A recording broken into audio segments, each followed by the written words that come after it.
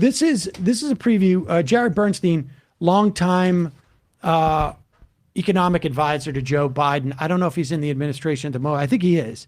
He's in the Council of Economic Advisers, the CEA. When Biden was vice president, I know that Bernstein was in there. He's a pretty, as far as economists go, and certainly ones that make it into the White House, on the progressive side of things.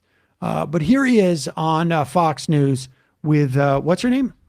Shannon Bream. Shannon Bream. That is great news for the country, for the administration, for the president, for what you're working on, but it hasn't gotten to people's real life yet. So let's take a look at what they're dealing with. 166 million Americans are living paycheck to paycheck. The majority of people who are making more than $100,000 a year say that includes them living paycheck to paycheck. Retail spending's been down in several recent months, inventory's up. Inflation has outpaced wage growth for 21 months, and gas prices are up again the last 5 weeks in a row. So when does the good news get to our real lives? Well, let me do a couple of quick fact checks on some of those. Pause it for 1 second, statements. and this So is first going to of be all, important in a second. And just go back a little bit here. But those numbers, in terms of the paycheck to paycheck and the 100,000, even 51% making 100,000 plus, say they're living paycheck to paycheck. Healthcare has got to be one of the biggest drivers of this. I mean, it's rent and healthcare that has really gone through the roof and has, I think has just immiserated people. And it may take a while for rents to come down.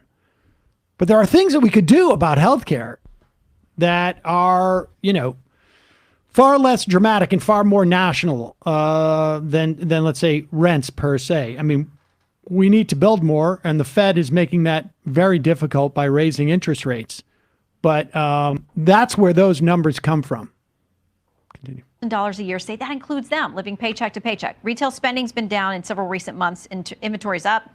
Inflation has outpaced wage growth for 21 months, and gas prices are up again the last 5 weeks in a row. So when does the good news get to our real lives? Well, let me do a couple of quick fact checks on some of those statements. So first of all, actually, real wages have been growing for the past 6 or 7 months. And one reason for that is because, again, unlike one of the bullet points there, gas prices came down sharply in the month of December. They turned around a bit, partially in January. But one of the reasons inflation actually ticked down in December, it fell slightly, was because gas fell 9% that month. So the gas price is about a nickel below where it was when Putin invaded Ukraine, shooting that price up. It's down about $1.50 from its peak last summer. Well, what do you make of estimates? We could be over $4 a gallon again by March. I think it's very hard to look that far around the corner. I think the president has taken decisive action and showed that he can provide some breathing room for people at the pump. The gas price, which is such an important price in our economy, down $1.50 from its peak in June of last year. And that means real breathing room for working Americans. But let's broaden it out, because I think inflation is very much underneath some of those numbers you just showed. The rate of inflation has fallen 6 months in a row. It is now considerably lower here than it is in the EU, than it is in Germany, than it is in the UK. And one of the reasons we have that is that favorable trend in inflation is because actions this president has taken to shore up and unsnarl our supply chains and to increase the supply of energy. Furthermore, moving into 2023, as the Inflation Reduction Act kicks in, we're going to see lower prescription drug costs, lower costs for health coverage, and lower costs for clean energy. So you can't get to where you need to go if you're not moving in the right direction. And we are moving there. Based on last month's jobs report, we're moving there with real alacrity. Okay, so polls show us people don't feel it yet. They don't believe it yet. Our latest poll shows that 74% of people say they do believe we're going to have a recession this year. Now, you and I have talked about this. You know that perception impacts spending. People have pulled back on retail spending. Many Americans are holding off on major purchases. Yeah, and I think, look, I have no sense of whether we will head into a recession, except for the fact that, and I think Bernstein comes back and says at this point, like, we just added 500 and what was it, 40,000 jobs, 17,000 jobs. I mean, it's just an extraordinary amount of jobs. And like lowest unemployment rate since 1969. Yeah. That is not indicative of a recession. And the interesting thing is that there are huge, but there are significant layoffs that are happening in the tech world, because you have a lot of like these tech startups and a lot of these outfits, not even startups, ones that have been here for a long time. They don't make any money. They're not cash positive. The money they operate is all based upon loans that they have taken. Which is shocking how a business model like Uber or like DoorDash or something like that does not make any money. It's just shocking to me, given how little they pay their workers. But what they do is they borrow huge sums of money that basically provide for them operating costs, and maybe if they're trying to operating costs, and maybe they're trying to expand.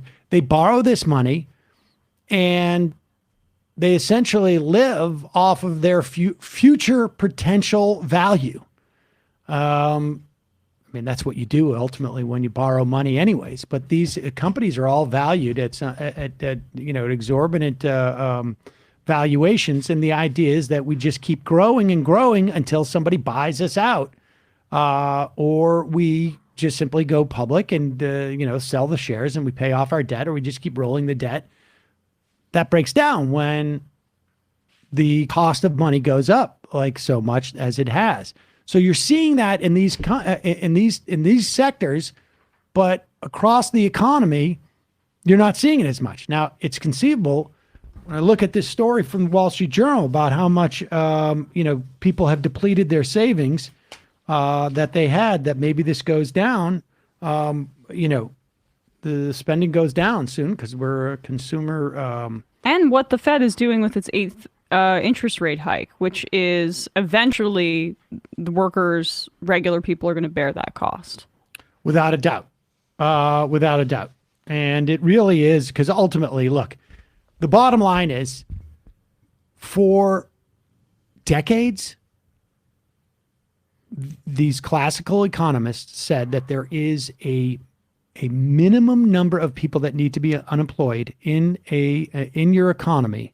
Otherwise, the economy falls apart. Like literally, it's catastrophic. And that number was north of where it is today. I think it was like 4 or 5%, the natural rate of unemployment. Mm-hmm. You never hear anybody talk about it anymore because it's been completely discredited. But the bottom line is they are terrified at the idea that you could have full employment. And despite the fact that the Fed has a dual mandate, it is supposed to keep inflation low, and it's supposed to keep employment high.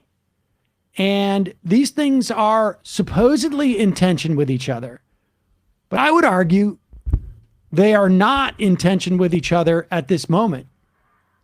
It was laid bare. It was laid bare, and the interest rate hikes are the regular people are going to bear the brunt of it, and there has been no mechanism to address corporate price gouging, which is at the root of at least some of the inflation that we saw over the past half of 2022. Price gouging and logistics, right? And then sort of extraordinary situations in terms of like energy and costs, and in some food sectors, like the avian flu has caused like egg prices to skyrocket because you've killed literally millions, if not billions, of chickens in the country, and so this is what we're looking at. But this is what we're watching the Fed do is discipline labor. And it is, the slowest route possible to dealing with inflation, that to the extent that we still have it, right? I mean, it's falling. You can't go back and sort of somehow reverse engineer when shipping containers were all over the world and they weren't on their natural routes. You can't go back and look at the bump in lumber prices. Those have fallen significantly. Maybe in part because of pullback on building as a function of interest rates, but also in terms, again, of supply lines. And if the Fed was a bit more disciplined, they would have let that run its natural course since we were in such an extreme situation. But they chose to instead, probably with the pressure of people that hold debt, investors, to raise interest rates. I cannot believe they're doing it for an 8th time after these positive inflation numbers have come out. JR in Philly writes, Bernstein, my point is that 3.4% unemployment is not recessionary, and it's really hard to argue that it is. Again, I think we have some structural problems with the quality of work that we have in this country and wages, but wages are going up, not necessarily as fast as they should. They're not close to where they should be in terms of relative to productivity, but up is the direction you want them to go.